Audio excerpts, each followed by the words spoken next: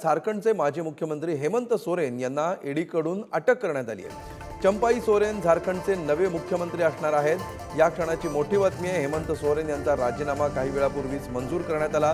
चंपाई सोरेन हे झारखंडचे नवे मुख्यमंत्री असणार आहेत आणि त्यामुळे आता केवळ झारखंडच्याच नव्हे तर संपूर्ण देशाचं लक्ष वेधून घेणारी ही बातमी आहे। हेमंत सोरेन यांना अखेर ईडीकडून अटक करण्यात आली।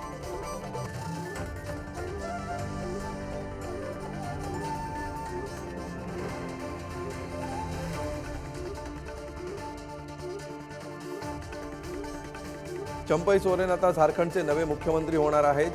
चंपाई सोरेन यांच्याकडे आता मुख्यमंत्री पदाचा कार्यभार सोपवला जाईल।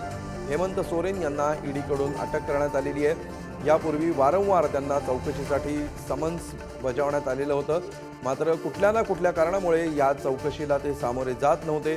या सगळ्या प्रकरणामध्ये अखेर आज ते चौकशीला सामोरे गेले आणि त्यानंतर ईडीकडून हेमंत सोरेन यांना अटक करण्यात आलेली आहे।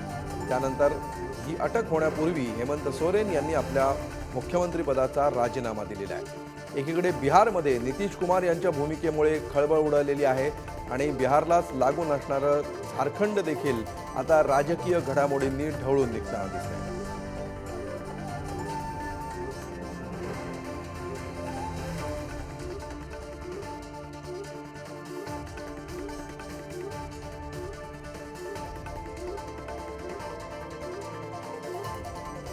सैन्य दलाच्या जमीन व्यवहाराबाबतच्या प्रकरणामध्ये हेमंत सोरेन यांची चौकशी सुरू आहे।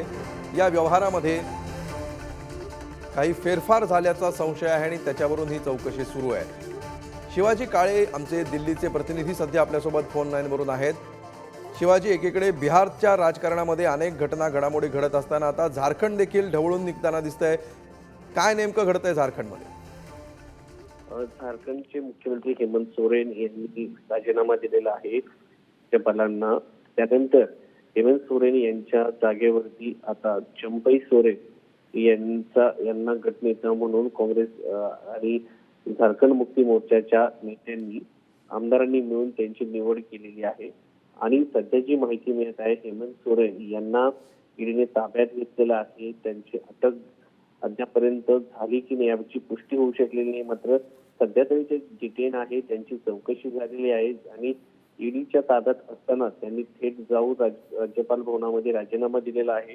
राज्यपालांकडे राजीनामा दिल्यानंतर ते आता अजूनही ईडीच्या ताब्यात असल्याचं कळतंय। त्यांना रात्री उशिरा अटक होऊ शकते असं देखील बोललं जात आहे। आणि या सगळ्या घडामोडींमध्ये जर पाहिलं तर अद्यापर्यंत चंपाई सोरेन यांना देखील राज्यपालांनी शपथ दिलेली नाही। त्यांनी त्यांच्याकडे आता 41 निश्चितपणे म्हणजेच ज्या प्रकारे ह्या सगळ्या घटना घडतायत आणि उद्याच्या दिवसामध्ये अनेक महत्त्वाचे एस्पेक्ट्स यातले समोर येऊ शकतात। धन्यवाद तूर्त शिवाजी या सविस्तर माहिती।